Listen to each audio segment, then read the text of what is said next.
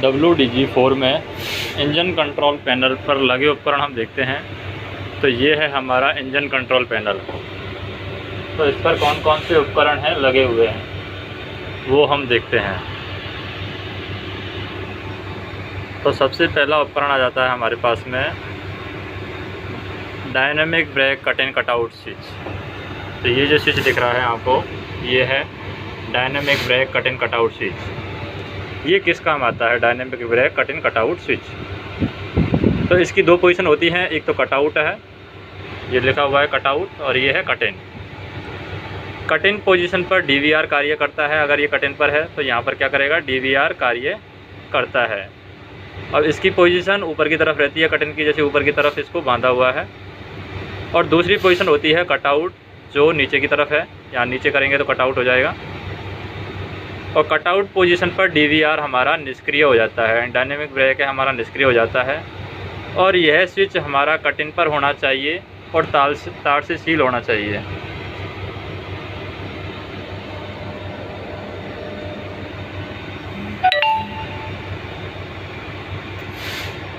दूसरा होता है इसी के पास में blended brake cut in cutout switch.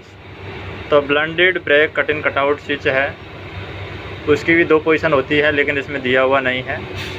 Cut in cutout, cut in position ऊपर की तरफ होगी, कटआउट पोजीशन नीचे की तरफ होगी। और इसकी नॉर्मल व्यवस्था है वो कट इन तथा तार से सील होती है। जैसे इसमें कट इन किया गया है, ऐसे ही कट इन होनी चाहिए और तार से सील होती है। और जैसे ही dynamic brake cut in cutout switch को ब्लेंडेड ब्रेकिंग वाला है, WDG4 में पाया जाता है, ये WDG4 में नहीं है। दूसरा हम देखें एक्सटीरियर लाइट। ये दो लाइट हैं, एक तो एक्सटीरियर लाइट है यहाँ पर, एक्सटीरियर लाइट ये मेन रूम के लिए। तो एक्सटीरियर लाइट के बारे में हम देखते हैं। एक्सटीरियर लाइट स्विच की दो पोजीशन दे रखी है यहाँ पर, एक ऊपर एक नीचे।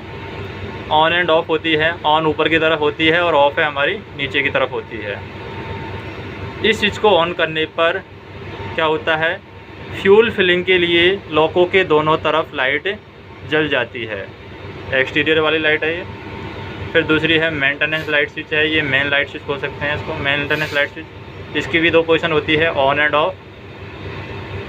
ऑन पोजीशन ऊपर की तरफ, ऑफ पोजीशन नीचे की तरफ। और इस स्विच को ऑन करने पर क्या होता है, इसको ऑन करने पर इंजन रूम की लाइट जलती है। और इसकी ज़रूरत इंजन मेंटेनेंस के लिए और इंजन चेक करने के दौरान उपयोग में लाई जाती है। तो ये ऑफ पोजीशन पर है अभी। फिर है इमरजेंसी कट ऑफ स्विच। ये है emergency fuel cut off switch, emergency fuel cut off switch है ये। तो ये किस काम आता है, emergency fuel cut off switch? तो ये लाल कलर का दिया गया है और इस बटन को कम से कम 1 सेकंड दबाने पर कंप्यूटर को इंजन बंद करने की कमांड मिल जाती है। कम से कम 1 सेकंड हमें दबाना है। इसके कारण कंप्यूटर इंजन को सही तरीके से बंद करता है। इसको दबाकर रखने की ज़रूरत नहीं है। तो कम से कम 1 सेकंड तक दबाने पर कंप्यूटर को इंजन बंद करने की कमांड मिल जाती है। तो इसको दबाकर रखने की हमें ज़रूरत नहीं है। फिर है यहाँ पर एक स्विच आता है बैटरी चार्जिंग एमीटर। ये वाला बोर्ड है, ये बैटरी चार्जिंग एमीटर है। यहाँ पर बैटरी चार्जिंग एमीटर, यह मीटर है, ये इंजन कंट्रोल पैनल पर लगा हुआ है और इसके द्वारा बैटरी का चार्जिंग और डिस्चार्जिंग रेट दिखाता है। जैसे ये बैटरी चार्जिंग दिखा हुआ है तो बैटरी का चार्जिंग और डिस्चार्जिंग रेट दिखाएगा ये, जो यहाँ पर लिखा हुआ है बैटरी चार्जिंग।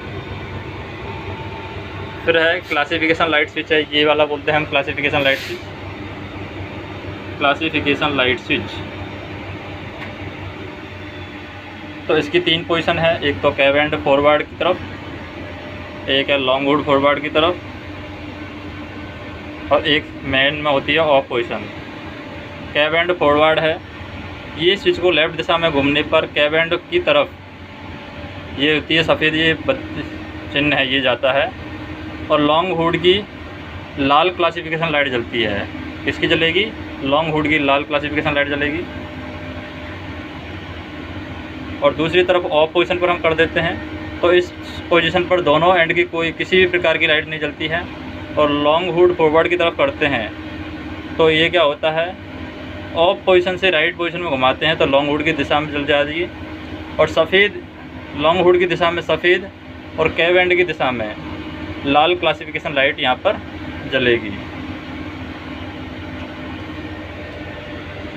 फिर है ये है isolation switch, run stop start isolation switch है।